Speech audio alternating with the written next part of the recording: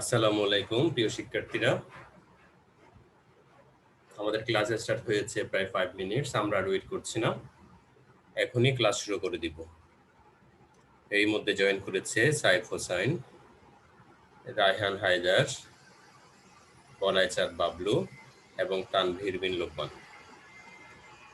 ওকে, তাহলে আমরা প্রথমে স্ক্রিন শেয়ারে যাব।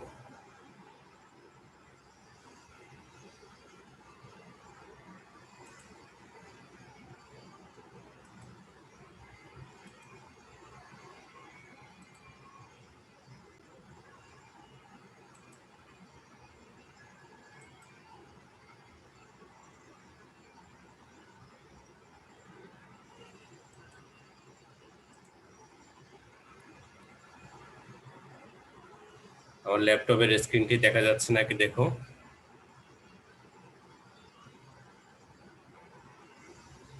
দেখা যাচ্ছে?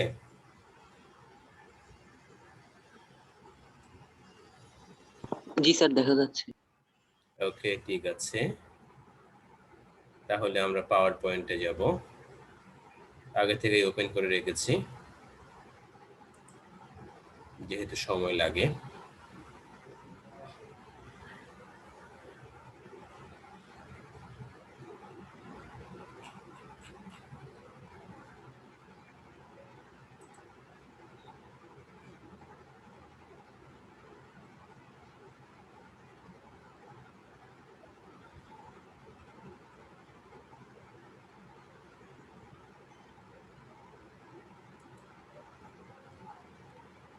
Welcome to South Asian Schools online presentation.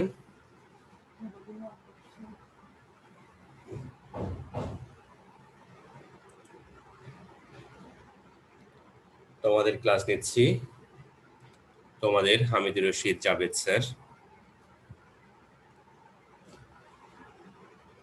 আসসালামু আলাইকুম স্যার। ওয়ালাইকুম আসসালাম। ওকে, তোমার লেট হয়েছে, নো প্রবলেম। আমাদের অনলাইন ক্লাসে তোমাকে স্বাগত।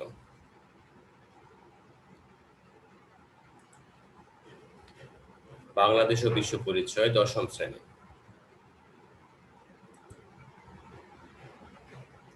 দ্বাদশ অধ্যায়, অর্থনৈতিক নির্দেশক সমূহ ও বাংলাদেশের অর্থনীতির প্রকৃতি।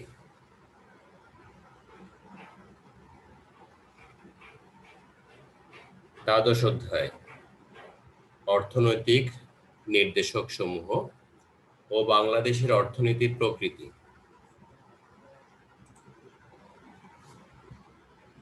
স্যার, এটা তো স্যার আমরা সিলেবাসে নাই। বাংলাদেশের অর্থনৈতিক অগ্রসরতার প্রতিবন্ধকতা সমূহ। ওকে, আমরা ইকোনমিক্যালি অগ্রসর হওয়ার ক্ষেত্রে, সফলতা অর্জন করার ক্ষেত্রে আমাদের যেসব প্রতিবন্ধকতা আছে, যেসব বাধা বিপত্তি আছে, সে সম্পর্কে আমরা আজকে জানবো। কেউ কি কোনো কথা বলেছো? Any question? কারো কোনো প্রশ্ন আছে?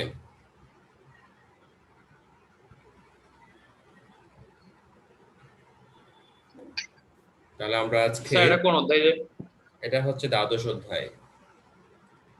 দ্বাদশ অধ্যায়ের আজকে আমরা লেকচার 4 এ আছি, লাস্টের পার্টে আছি। বাংলাদেশের অর্থনৈতিক অগ্রসরতার প্রতিবন্ধকতা সমূহ, অর্থাৎ অর্থনৈতিক উন্নয়নের ক্ষেত্রে আমাদের কি কি বাধা বিপত্তি আছে, কি কি সমস্যা আছে, আমরা এসব সমস্যা অথবা বাধা বিপত্তি সম্পর্কে আজকে আমরা জানব। তাহলে নাম্বার 1 এ আছে বাংলাদেশের অর্থনৈতিক অনগ্রসরতার পটভূমি। বাংলাদেশের অর্থনৈতিক অনগ্রসরতার পটভূমি।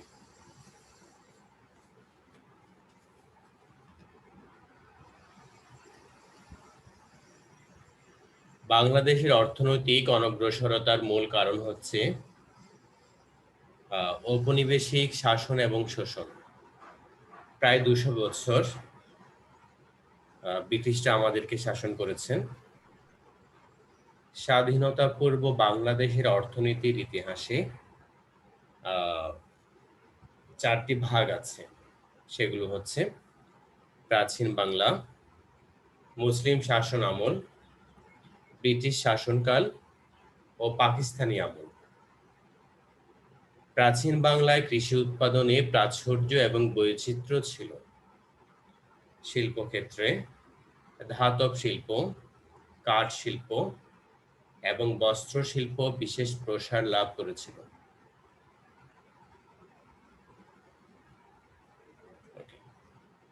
তাহলে আমরা প্রথমে জেনেছি বাংলাদেশের অর্থনৈতিক অনগ্রসরতার পটভূমি। আমাদের অর্থনৈতিক অনগ্রসরতার মেইন কারণ হচ্ছে, প্রধান কারণ হচ্ছে আমরা 200 বছর শোষিত হয়েছি ইংরেজদের দ্বারা। এরপর 24 বছর পাকিস্তানিদের দ্বারা শোষিত হয়েছি। যে বাংলাদেশের ইতিহাসকে যদি 4 ভাগে ভাগ করা যায়, তার মধ্যে আছে প্রাচীন বাংলা, মুসলিম শাসন আমল, ব্রিটিশ শাসনকাল এবং পাকিস্তানি আমল। বাংলাদেশ, প্রাচীন বাংলায় একসময় কি ছিল? প্রাচুর্য ছিল এবং বৈচিত্র্য ছিল আমাদের দেশে। শিল্পক্ষেত্রে ধাতব শিল্প, কাঠ শিল্প এবং বস্ত্র শিল্পে আমরা বিশেষ প্রসার লাভ করেছিলাম ওই সময়। মুসলিম শাসন আমল ছিল বাংলার স্বর্ণযুগ। এই সময়ে কৃষি, শিল্প, আন্তর্জাতিক বাণিজ্য সকল ক্ষেত্রে বাংলাদেশ সমৃদ্ধির শিখরে আরোহণ করেছিল। বাংলার শিল্পজাত পণ্য, বিশেষ করে বস্ত্র শিল্প, পৃথিবীর বিভিন্ন দেশে বিশেষ সমাদৃত ছিল। পৃথিবীর বিভিন্ন দেশে বাংলাদেশের বস্ত্র শিল্পকে, বিশেষ করে মসলিন কাপড়কে এক নামে চিনত। 1757 সালে পলাশীর যুদ্ধের পরে বাংলায় ইংরেজদের শাসন প্রতিষ্ঠিত হয়। ইংরেজ শাসক গোষ্ঠী এদেশে শোষণ এবং লুণ্ঠন চালিয়েছিল। কৃষিক্ষেত্রে চিরস্থায়ী বন্দোবস্তের মাধ্যমে জমিদারি প্রথা এবং বাধ্যতামূলক নীল চাষ প্রবর্তনের ফলে কৃষি এবং কৃষক সমাজ বিপুলভাবে ক্ষতিগ্রস্ত হয়। মুসলিম শাসনামলে পৃথিবীর বিভিন্ন দেশের সাথে বাংলাদেশের বাণিজ্য ছিল। প্রতিবেশী দেশসমূহ, ইউরোপীয় দেশগুলোতেও বাংলাদেশের বিস্তৃত রপ্তানি বাণিজ্য ছিল। কৃষি পণ্যের সাথে বাংলাদেশ শিল্প পণ্যেরও বড় রপ্তানিকারক দেশ হিসেবে পরিগণিত হতো। ইংরেজরা সকল ব্যবসা বাণিজ্য নিজেদের কুক্ষিগত করে। এ সময় ইংল্যান্ড শিল্প বিপ্লব ঘটার কারণে যন্ত্রযুগের শুরু হয়। ইংল্যান্ডের বস্ত্রকলে কম খরচে উৎপাদিত বস্ত্র দিয়ে বাংলাদেশের বাজার দখল করার ফলে বাংলাদেশের বিশ্ববিখ্যাত বস্ত্র শিল্প এবং অন্যান্য শিল্প ধ্বংস হয়। এভাবে বাংলাদেশ ইংল্যান্ডের শিল্পজাত পণ্যের বাজারে পরিণত হয়। এই ঔপনিবেশিক শাসনামলে বাংলাদেশ কৃষি এবং শিল্প পণ্য রপ্তানির পরিবর্তে শুধু কাঁচামাল রপ্তানিকারক দেশে পরিণত হয়।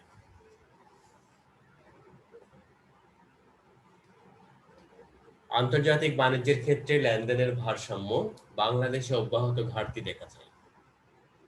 ফলে সঞ্চয় এবং মূলধন গঠনের প্রক্রিয়া বাধাগ্রস্ত হয়।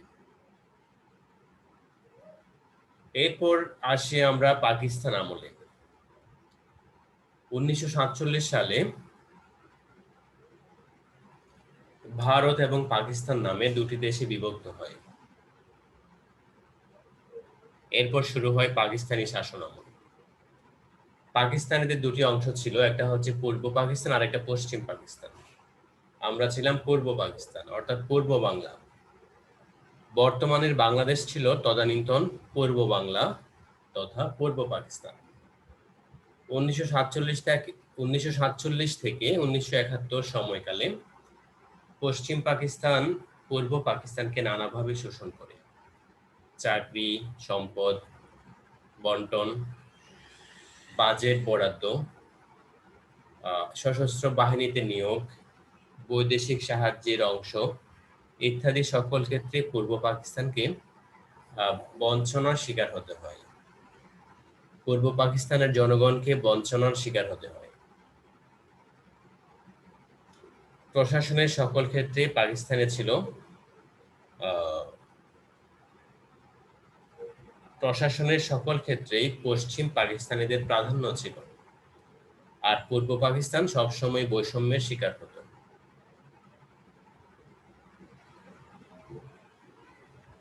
এভাবে প্রায় 200 বছর ধরে ইংরেজদের এবং পাকিস্তানিদের শাসন শোষণে আমাদের দেশ অর্থনীতিতে পিছিয়ে পড়ে একটি পরনির্ভরশীল অর্থনীতিতে পরিণত হয়। 1971 সালে মুক্তিযুদ্ধের মাধ্যমে স্বাধীন হওয়ার পর বাংলাদেশ এই পরনির্ভর অর্থনীতির থেকে মুক্তি লাভ করে।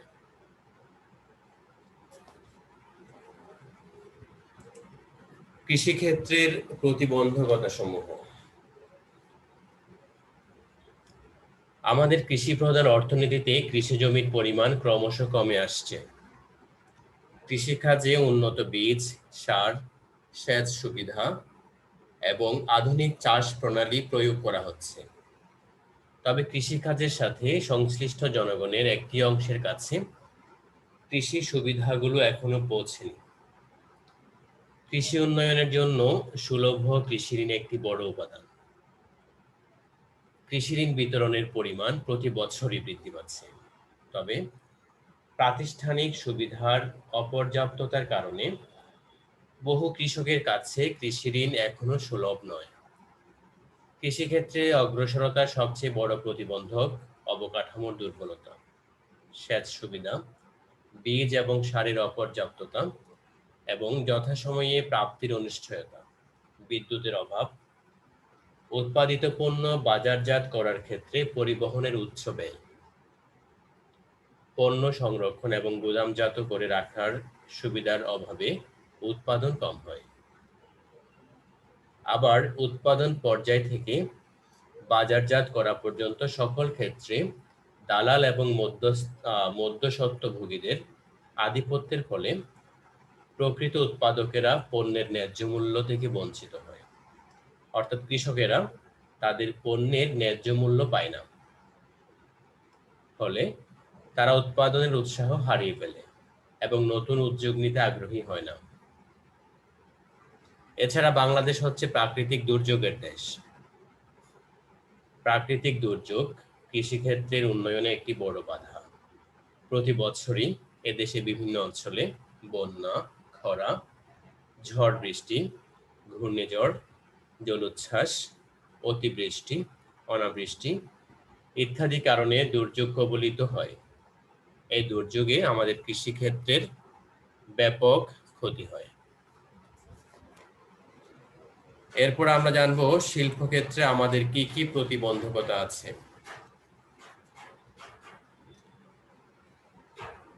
বাংলাদেশের অর্থনীতিতে শিল্প খাত ক্রমশ সম্প্রসারিত হচ্ছে, তবে শিল্প খাতের মৌলিক বা ভিত্তিমূলক শিল্প, বেসিক অ্যান্ড হেভি ইন্ডাস্ট্রিজ নেই বললেই চলে।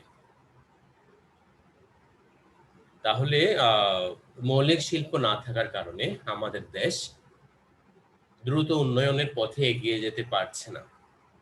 ভারী শিল্প যেমন লোহা, ইস্পাত শিল্প, ভারী যানবাহন শিল্প, বিদ্যুৎ সরবরাহের জন্য প্রয়োজনীয় স্থাপনা, বৈদ্যুতিক সরঞ্জাম ইত্যাদি শিল্প প্রয়োজনের তুলনায় আমাদের দেশে কম। অর্থনৈতিক অবকাঠামোর দুর্বলতাও শিল্পক্ষেত্রে অগ্রগতির একটি বড় বাধা। প্রয়োজনীয় সংখ্যক স্থল, নৌ এবং বিমানবন্দরের অভাব, বিদ্যুৎ, জ্বালানি এবং গ্যাসের উচ্চ মূল্য, এগুলোর উৎপাদন এবং সরবরাহের অপর্যাপ্ততা, রাস্তাঘাট, সেতু ইত্যাদির অপ্রতুলতা এবং অনুন্নত অবস্থা নতুন শিল্প স্থাপন এবং উৎপাদনে একটি বড় বাধা।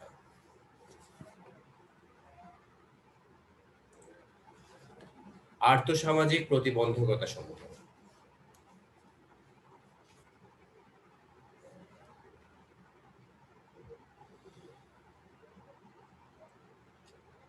আর্থসামাজিক প্রতিবন্ধকতা হিসেবে প্রথমে উল্লেখ করতে হয় অর্থনৈতিক অবকাঠামোর দুর্বলতা এবং অপর্যাপ্ততার বিষয়টি।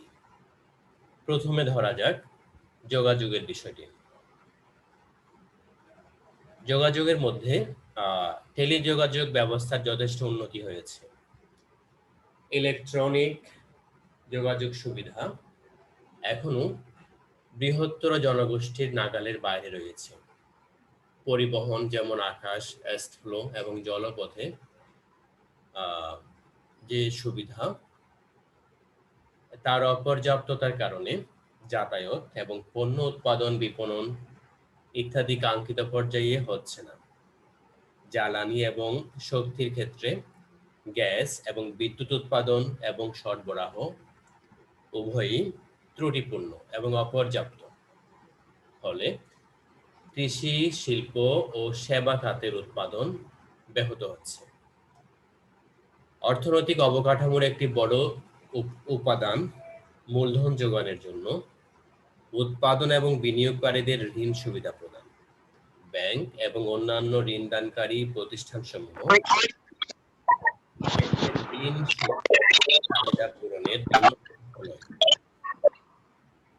এছাড়া রাজনৈতিক অস্থিতিশীলতাও বিনিয়োগ প্রতিকূল পরিবেশ সৃষ্টি করে।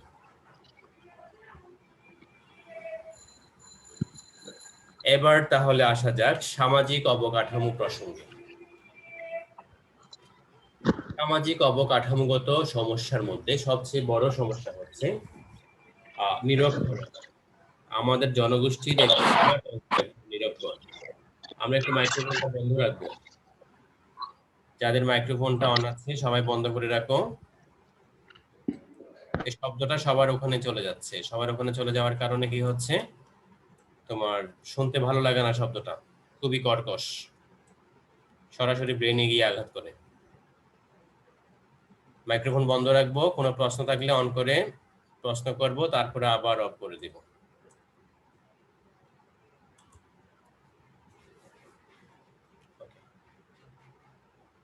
তাহলে আমরা এবার আসবো সামাজিক অবকাঠামো প্রসঙ্গে।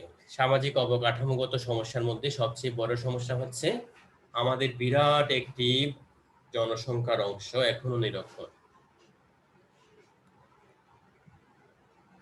শিক্ষিত জনগণ দেশের উন্নয়নে অবদান রাখতে পারে, কিন্তু অশিক্ষিত এবং নিরক্ষর জনগণরা দেশের উন্নয়নে তেমন অবদান রাখতে পারে না।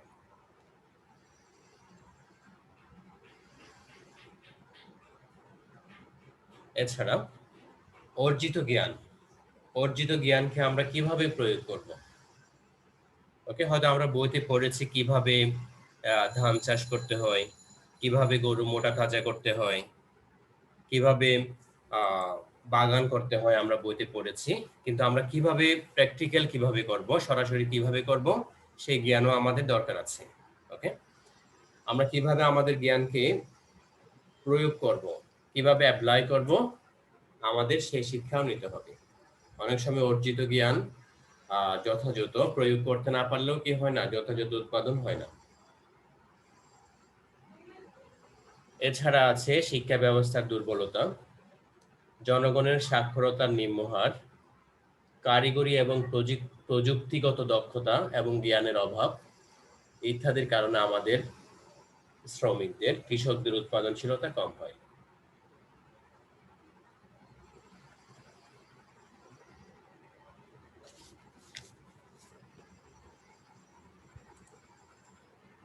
এরপরে আমরা আসি সুশাসনের অভাব এবং দুর্নীতি প্রসঙ্গে।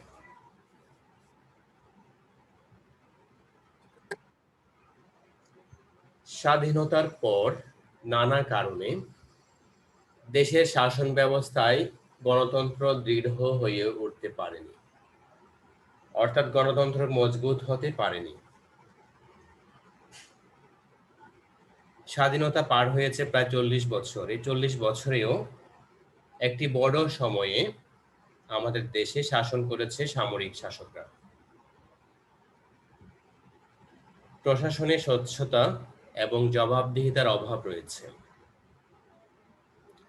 জনসংখ্যা বৃদ্ধির সাথে তাল রেখে শিক্ষা, প্রশিক্ষণ এবং কর্মসংস্থানের ব্যবস্থা করা সম্ভব হয়নি।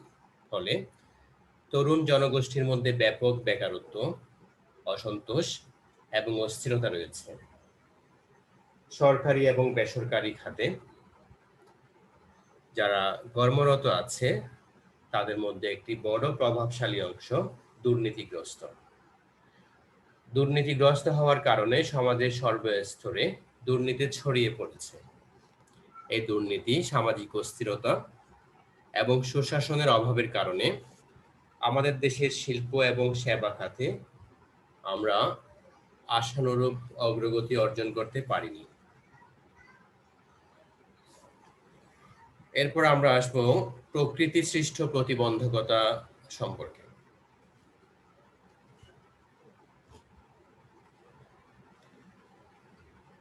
প্রাকৃতিক দুর্যোগ বাংলাদেশের একটি সাধারণ ঘটনা বলা যায়। বাংলাদেশ একটি দুর্যোগ কবলিত দেশ।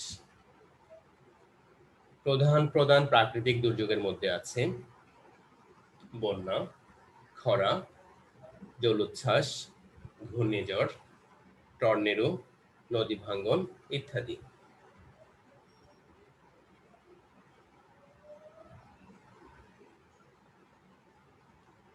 এই দুর্যোগের কারণে আমাদের দেশের কৃষি ব্যবস্থা ক্ষতিগ্রস্ত হয়।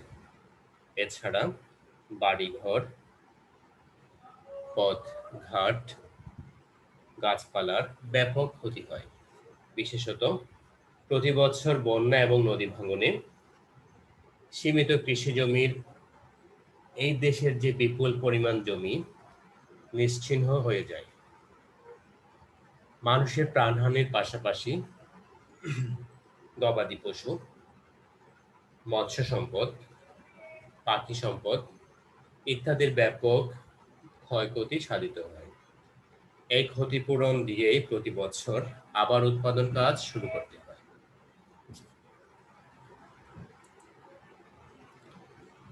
ওকে প্রিয় শিক্ষার্থীরা, আমরা ক্লাসের শেষ পর্যায়ে চলে এসেছি।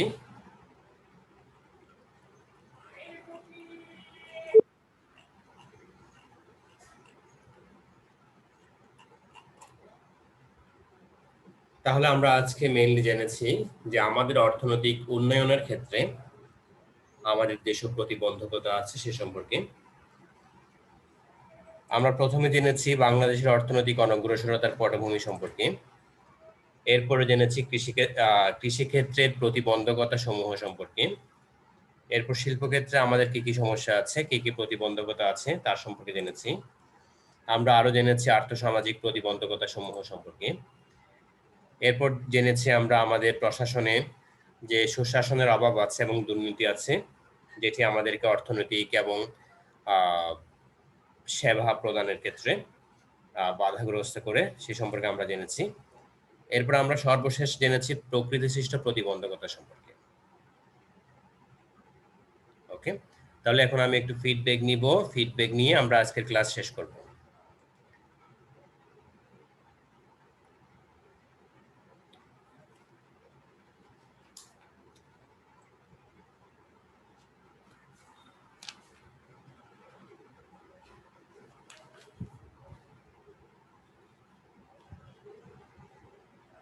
আমাদের বাংলাদেশে যে অর্থনৈতিক অনগ্রসরতার প্রতিবন্ধকতা সমূহ আছে তার মধ্যে কৃষিক্ষেত্রের যে প্রতিবন্ধকতা সমূহ তার বর্ণনা কে দিতে পারবে?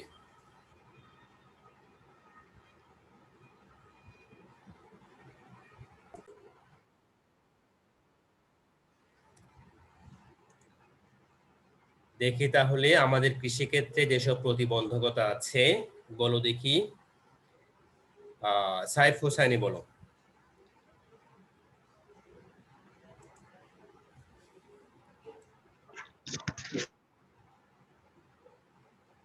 স্যার স্যার প্রশ্নটা আরেকবার বলুন তো। আমাদের কৃষিক্ষেত্রে যেসব প্রতিবন্ধকতা আছে। হ্যাঁ,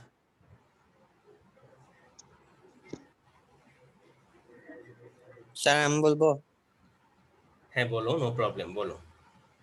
স্যার কৃষি জমি মানুষ দালান করার কারণে কৃষি জমি কমে যাচ্ছে। সেজন্য যে কৃষকরা যে এখানে ফসল ফলায় সেগুলি যেখানের মধ্যে ফলায় সেটা কমে যাচ্ছে, মানে সেখান থেকে ফসল আসতে পারবে কম আসবে। আর হচ্ছে যে ওই নতুন এখন আধুনিক ফসল ফলায় যেভাবে ফসল উৎপাদন করে সেগুলো আমাদের কৃষকরা জানে না। আর কৃষকের অনেকগুলো ব্যাংক থেকে ঋণ দেয়, তার ব্যাপারেও তারা অবগত না, সেজন্য এগুলো হচ্ছে প্রতিবন্ধকতা। ওকে, আর দুই একটা পয়েন্ট হচ্ছে যে আমাদের দেশ হচ্ছে প্রাকৃতিক দুর্যোগের দেশ। প্রতি বছর আমাদের দেশে বন্যা, খরা, জলোচ্ছ্বাস, অতিবৃষ্টি, অনাবৃষ্টি ইত্যাদি হওয়ার কারণে কি হয়, আমাদের ফসলের ব্যাপক ক্ষতি হয়। এর বাইরে একটি দালাল চক্র আছে। দালাল চক্ররা কি করে, আমাদের কৃষকদেরকে ন্যায্য পণ্য দেয় না। কেমন? ওই দালাল চক্রের চক্রান্তের কারণে আমাদের কৃষকরা ন্যায্য পণ্যের মূল্য পায় না, তাদের পণ্যের ন্যায্য মূল্য পায় না। কেমন?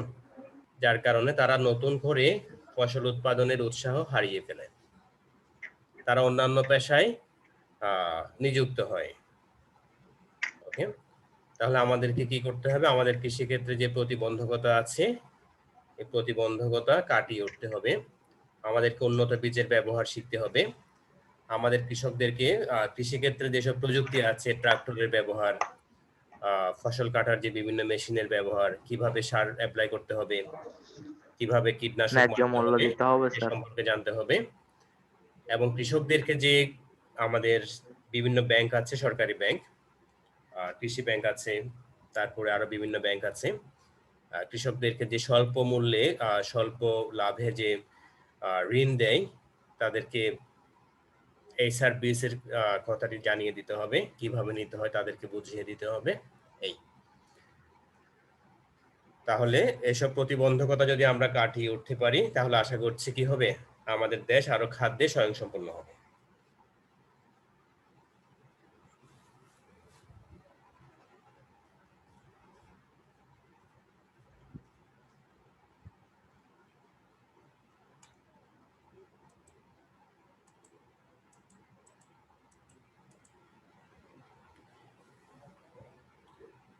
ওকে, তাহলে আমাদের বাড়ির কাজ হবে বাংলাদেশের অর্থনৈতিক অগ্রসরতার শিল্পক্ষেত্রের যে প্রতিবন্ধকতা আছে তার বর্ণনা।